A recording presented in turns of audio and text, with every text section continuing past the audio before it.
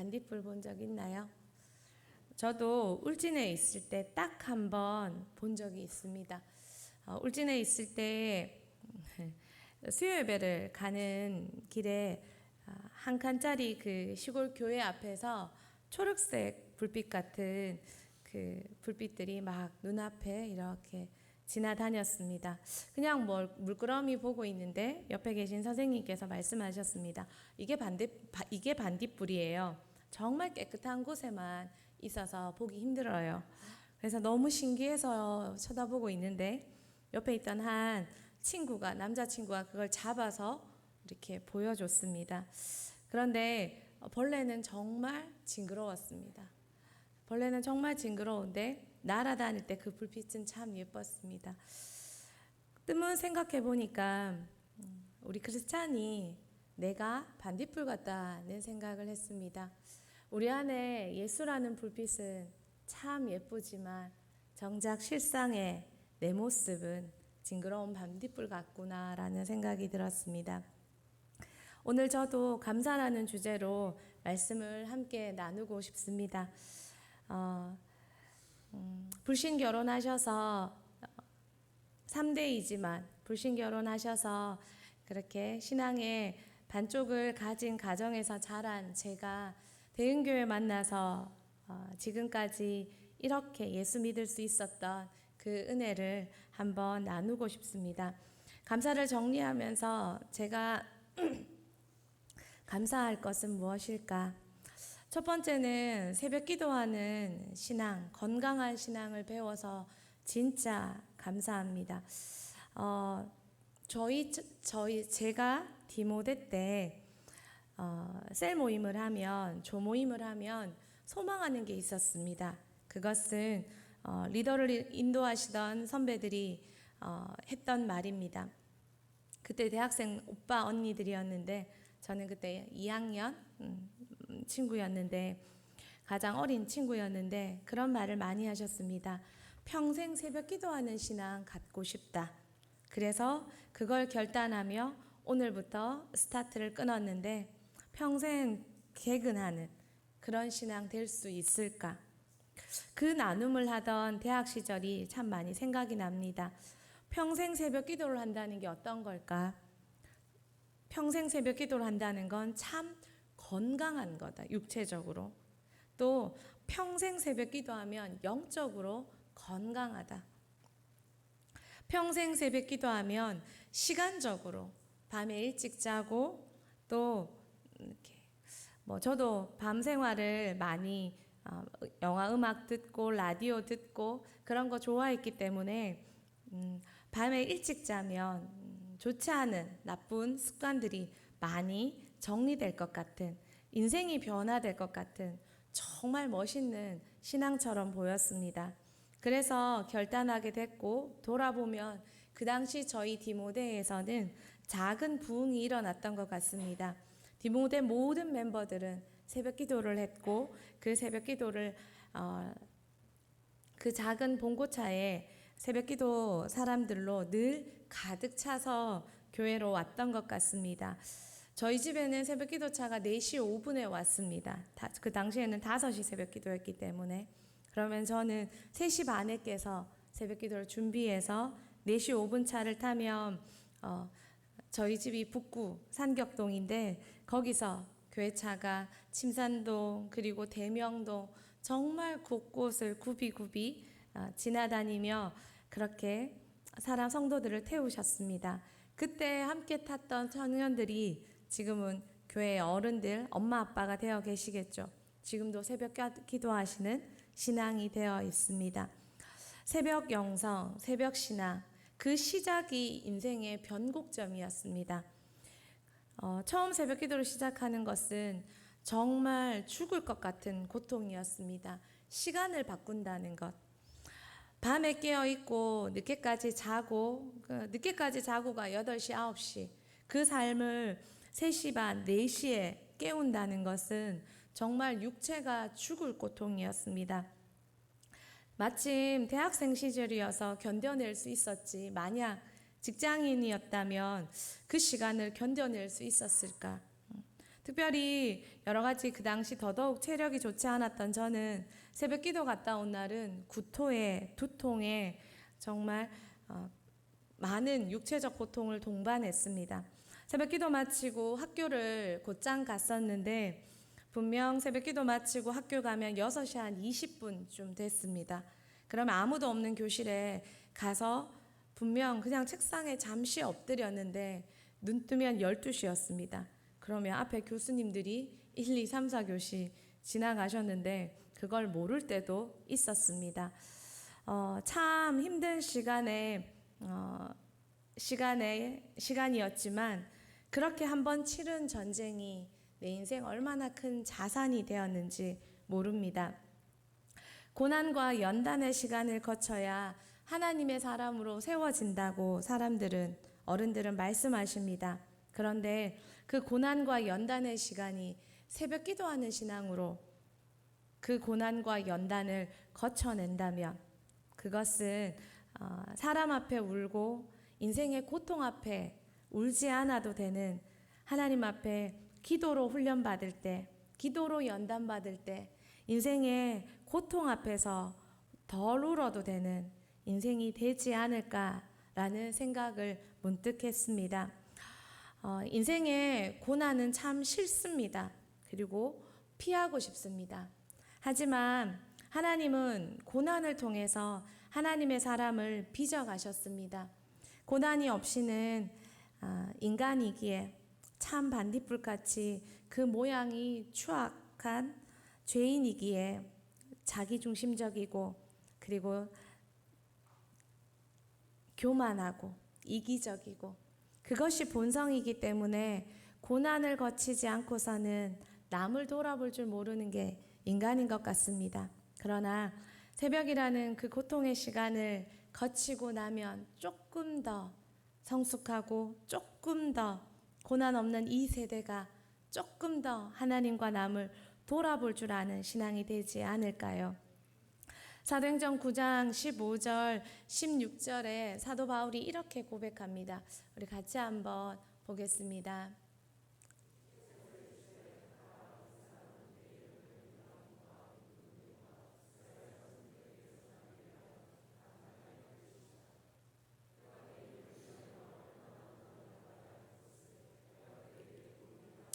아멘. 하나님께서 사도 바울에 대하여 하신 말씀입니다. 내가 택한 그릇이라 얼마나 많은 고난을 받아야 할 줄. 고난이 없이는 하나님의 사람으로 빚어갈 수 없었습니다. 사도 바울은 인생에 정말 많은 복음 전하다가 고난을 당했습니다. 그런데 참 신기한 건 사도 바울은 복음 전하면서 고난 당하는데 시험 들지 않았습니다. 내가 복음 전하면서 사는데 이렇게 힘들어야 되나? 내가 하나님 위해 사는데 이렇게 어려워야 되나? 시험 들지 않았습니다. 그 고난이 하나님께서 자신을 만들어가는, 자신을 택한 그 과정임을 사도 바울은 건강하게 받아들였습니다. 그리고 그 고난 앞에서 참 너끈하게 그리고 기분 좋게 믿음으로 하나님 더 신뢰하며 반응했습니다. 사랑하는 성도님들, 기도의 고난, 훈련의 고난, 그리고 믿음의 고난, 하나님의 사람으로 하루하루 그분을 믿어드리는 것, 남들과 비교하지 않고 주어진 인생에서 감사함으로 한 걸음 한 걸음 걸어가는 것, 여러분은 어떻게 받아들이고 계십니까? 지금 여러분이 겪는 이 고난이 여러분을 하나님의 귀한 택한 그릇으로 만들어주는 멋진 과정이라는 그 확신이 있습니까? 사도 바울은 또 고난에 대해서 이렇게 말합니다. 고린도후서 1장 8절에서 9절 말씀입니다. 같이 한번 읽겠습니다.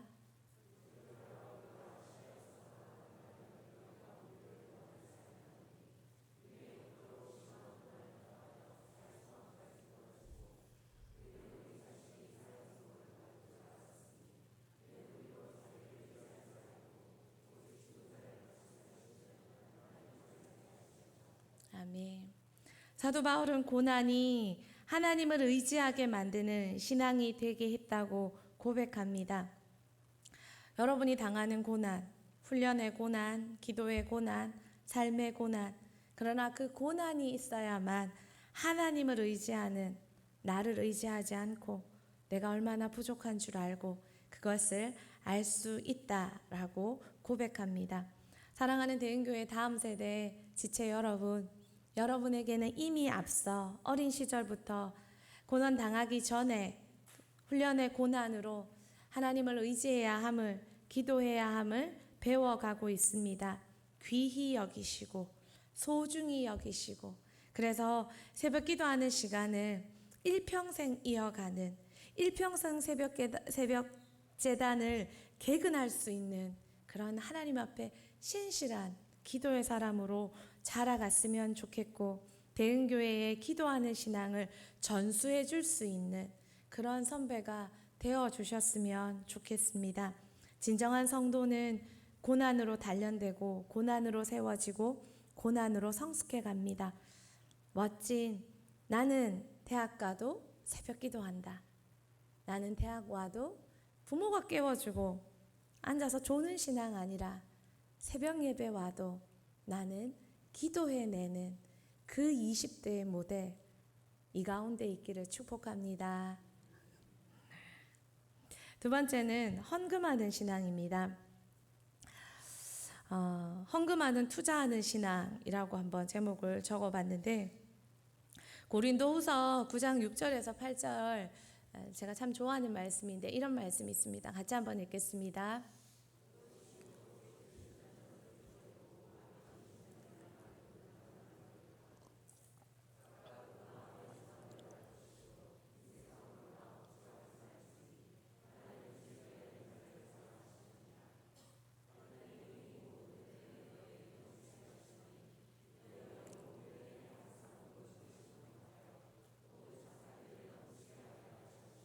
아멘.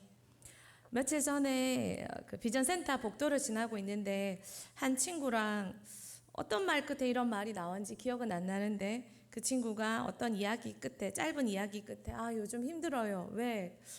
이번 달에 헌금을 좀 과하게 했더니 좀 힘든 것 같아요. 라고 얘기를 했습니다. 이 친구는 고등학생입니다.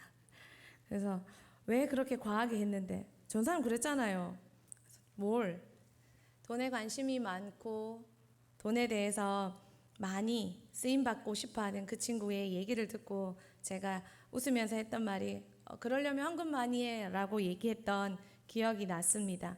그래서 그 친구는 과하게 헌금했다며 그렇게 이렇게 얘기했습니다. 그래서 묻고 싶었지만 얼마 했는데 라고 묻고 싶었지만 그냥 웃으면서 이렇게 이야기를 나누었습니다. 예쁘기도 하고. 이 말씀을 한 부흥회에서 배우면서 고린도후서 9장 6절에서 8절, 저는 이 말씀을 들으면서 울었습니다. 심은 대로 거두니라. 적게 심은 자는 적게 거두고 많이 심은 자는 많이 거두고. 하나님, 심은 게 없습니다. 내 가정과 내 부모가 심은 것이 없고 내가 지금까지 살면서 하나님께 심은 것이 없습니다. 그래서 거둘 것도 없습니다 하고 20대 부흥회 때 이 말씀 붙잡고 얼마나 많이 울었는지 모릅니다. 저의 30대 40대도 환히 보였습니다. 하나님 앞에 심은 게 없는데 하나님 앞에 받을 것도 없었습니다. 그리고 울었습니다. 하나님 앞에 심을 수 있는 축복을 허락해 달라고. 당시 교회는 막 이 월성동 땅을 사서 건축의 붐이 막 일어날 때였습니다. 많은 귀한 의미 있는 건축 헌금이 제단에 채워질 때였습니다. 작은 교회, 가난한 교회였지만 헌금만큼은 작지 않았고 가난하지 않았습니다. 그러나 애석한 것은 많은 성도들이 넉넉히 헌금했지만 저는 넉넉히 헌금할 돈도 없었고 아무것도 없었습니다. 그래서 이 말씀 붙잡고 정말 많이 울었습니다. 하나님 앞에 심을 수 있도록 허락해 달라고. 결국 지금 못 심는 것도 제가 그때 울면서 생각했던 건 저주의 한켠이라는 생각을 했습니다. 심을 씨앗이 없으니까 심을 수 없고, 심을 마음은 이제 축복으로 눈이 열렸는데 심을 밭은 얻었는데 눈이 열렸고 마음은 생겼는데 내게는 씨앗이 없었습니다. 돈이 없으니 아무것도 심을 수 없었습니다. 그때 하나님한테 왜 나를 간사로 불렀냐고 그렇게 투정 아닌 투정도 부리기도 했습니다. 그리고 그렇게 울 때 뜻하지 않게 정말 몰랐던 어떤 돈이 생겼고 인생 처음으로 수표 헌금을 그 제단에 올리던 날 얼마나 기뻐서 행복했는지 모릅니다. 그리고 그때부터 많진 않지만 심을 마음도 주셨고 밭도 허락해 주셨고 그리고 하나님은 많진 않지만 여러 가지 상황으로 심을 수 있는 씨앗도 허락해 주셨습니다. 교회가 한 번 더 땅을 살 때 정말 헌금하고 싶었는데 응급비도 다 털었고 더 이상 털 것이 없었습니다. 그때 제가 친구 찾아가서 돈 좀 대출해 달라고 부탁했습니다. 너무 당황스러워하면서 대출 자격이 자신은 되지 않는다고 말했습니다. 하지만 제 목적과 마음을 아니까 내가 너를 위해 한 번은 가주겠다고 하지만 얼마 전에 다녀왔는데 자신은 대출 자격이 되지 않는다고 말했습니다. 그래 고마워 거기까지도. 그리고는 돌아왔습니다. 그런데 그 친구가 다녀간 며칠 상간에 그 대출 기준이 바뀌어 버렸습니다. 그래서 대출을 해줄 수 있게 되었습니다. 그 친구도 불편했지만 그것 하나님 일하심인 줄 알고 해 주었습니다. 그리고 몇 년에 걸쳐서 그 대출금을 제가 갚으면서 마지막 그 대출금을 갚으면서 얼마나 행복했는지 모릅니다. 지금까지 오면서 많이 못 드렸습니다. 뭐 가진 거 얼마 있겠습니까? 그러나 분명한 건 전부를 드리는 기쁨, 하나님한테 심는 기쁨, 그리고 하나님 앞에 드릴 때 행복함, 그것이 무엇인지. 사실 그렇게 심어서 내가 뭘 받았느냐? 많이 받았죠. 그러나 어떻게 받았느냐? 그걸 어떻게 뭐 이거 받았고 이렇게 말할 수 있겠습니까? 많은. 그러나 분명한 건 하나님 앞에 드릴 때 그 행복함을 마음껏 누렸고 지금도 누리고 있고 살고 있습니다. 언젠가 한번 카드를 쓰는데 이런 생각이 들었습니다. 카드 잔고가 이렇게 통장 잔고가 넉넉하지 않으니까 카드를 쓰면 뭐 그 다음 달에 그 저의 어떤 분량을 넘어가지는 않지요. 그러나 이제 다음 달에 그 돈을 이렇게 넣어야 되는 것을 먼저 끌지 않습니까? 카드를 쓰면. 근데 어느 날 카드를 이렇게 쓰는데 그런 생각이 문득 들었습니다. 내가 11조도 드리지 않은 돈을 먼저 손대고 있구나. 하나님 앞에 다음 달 11조도 먼저 드리지 않는 상태에서 카드부터 끓는구나. 그 생각이 들어서 카드를 가위로 다 이렇게 버렸습니다. 하나님 앞에 물질이든 시간이든 가장 첫 것, 가장 먼저를 하나님 앞에 드리고 싶은데, 그리고 그 믿음은 하나님께서 지금까지 지켜주셨던 것 같습니다. 헌금하는 것, 저는 참 행복합니다. 저는 참 좋습니다. 언젠가 한번 하나님께서 저한테 그런 말씀하셨습니다. 그만하라고. 그런데 많지는 않지만 없는 돈 다 털어서 헌금할 때 저희 아버지가 돈을 좋아하셔서 저는 하나님도 돈 좋아한다고 어떤 부분은 조금 생각한 것도 있었던 것 같습니다. 그래서 하나님께서 저한테 그런 감동을 주신 것도 있는 것 같습니다. 내가 더 원하는 건 너의 마음이라고. 그렇지만 마음과 함께 드릴 때 얼마나 기쁘고 감사하고 행복하고 좋은지 모릅니다. 생각해보면 20대 후반에 제가 배운 기쁨은 손톱에 매니큐어 하는 기쁨, 화장품 사서 얼굴에 색칠하는 기쁨, 예쁜 옷으로 사 입는 기쁨은 직장인 되고 못 누려받는 것 같습니다. 그래서 지금도 잘 못하는 게 자랑은 아니지만, 그러나 그때 20대 후반 처음 돈을 손에 쥘 때부터 배운 기쁨은 하나님께 드리는 기쁨입니다. 좋은 교회, 좋은 선배들을 통해 하나님께 드리는 기쁨을 배웠고, 그 기쁨을 지금도 이어갈 때 늘 하나님 앞에서 넉넉하게 사는 인생을 살아가고 있습니다. 언젠가 어떤 친구가 이런 고백을 한 적이 있습니다. 부모가 심었던 것도 이제 다 꺼내 썼는 것 같고, 생각해보니 내가 하나님께 심은 게 없다는 걸 이제 깨달았다고. 그 얘기를 듣는데 참 마음이 아팠습니다. 사랑하는 우리 다음 세대 친구들, 여러분을 위해 부모님들이 많은 걸 심어주십니다. 기도와 물질과. 그러나 정작 여러분은 얼마만큼 심고 있습니까? 우리 사랑하는 20대 청년들, 여러분의 지금 적은 수입의 몇 퍼센트가 하나님께 드리는 것으로 올려지고 있습니까? 영혼 사역하는 신앙도 대흥교회에서 배웠습니다. 그래서 지금까지 행복하게 올 수 있었습니다. 그리고 교회 사랑하는 신앙을 지금 배우고 걸어가고 있습니다. 저는 어느 때보다 참 대흥교회가 기대됩니다. 대흥교회의 교육 자료, 또 여러 가지 역사 자료를 준비하면서 어떤 한 집사님이 이렇게 말씀하셨습니다. 대흥교회는 모두가 주인공입니다. 정말 그런 것 같습니다. 대흥교회는 간증이 없는 가정이 한 가정도 없는 것 같습니다. 그리고 대흥교회는 모두가 교회를 사랑하고 교회를 위해 자신의 삶과 가정을 드리는 이야기로 가득 차 있습니다.